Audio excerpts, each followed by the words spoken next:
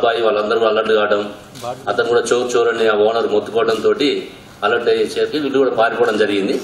Immediate గా మనకి information రావడంతో వితిన్ 10 to 15 minutes లో మన టీమ్స్ అన్ని కూడా పోలీస్ స్టేషన్ పక్కనే ఉండటము, అక్కడ ఉన్నటువంటి క్రైమ్స్ ఎస్ఓటి అందరూ కూడా ఇమీడియట్ గా టీమ్స్ ఫామ్ చేసుకుని దాదాపు 200 CC cameras entry exit points identify చేయడం.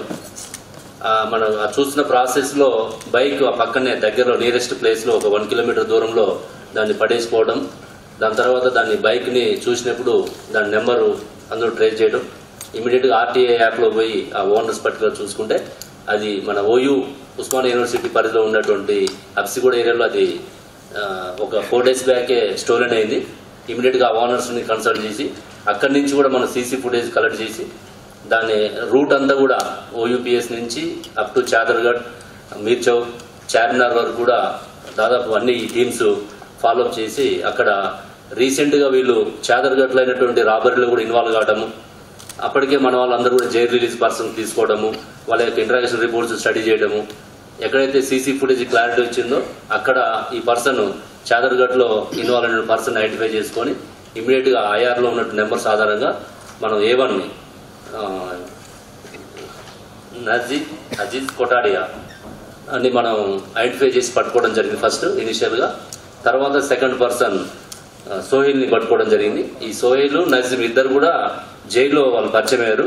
వీళ్ళిద్దరు కూడా ఆర్జెంట్ మహారాష్ట్ర కొద్ది కాలంగా ఇక్కడ బిజినెస్ పర్పస్ వచ్చి ఇక్కడ అఫెన్స్ లో పాల్గొనడము మీకు లిస్ట్ చేయడం జరిగింది. A1 నజీమ్ 2 offences లో ఇన్వాల్వ్ అయినాడు, A2 సల్మాన్ 7 offences లో ఇన్వాల్వ్ అయినాడు, A3 ఎవరైతే ఉన్నారో ఇప్పుడు అబ్స్కాండింగ్ ఉన్నాడు సల్మాన్.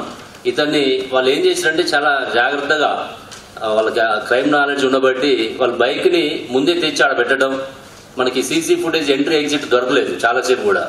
ఒక 1 kilometer రేడియస్ లోనే ఆ బైక్ ని వాళ్ళు 2 days బిఫోర్ వచ్చి అక్కడ పెట్టిపోవడం వల్ల మనకి అర్థం కాలేదు. ఎప్పుడైతే బైక్ మనకి దొరికిందో దాని తర్వాత మళ్ళీ మనకి అప్సిగూడ నుంచి సీసీ ఫుటేజ్ స్టార్ట్ చేయడం జరిగింది. వాళ్ళు ఆటోలో వచ్చారు. A3 పర్సన్ ఎవరైతే ఉన్నారో సల్మాన్, ఇతను ఆటోలో అక్కడ నుంచి వాళ్ళ నాంపల్లి ఆ ఏరియా నుంచి తీసుకుని వచ్చి అక్కడ దిగి అక్కడ బుర్కా ధరించి ఆ బ్యాగ్ నుంచి తీసుకొని అక్కడ వాళ్ళు ఎక్స్పోజ్ కాకుండా చేయడం జరిగింది. ఈ అఫెన్స్ కి ముందు కూడా వాళ్ళు 3-4 times అక్కడ రెక్కీ చేయడం జరిగింది.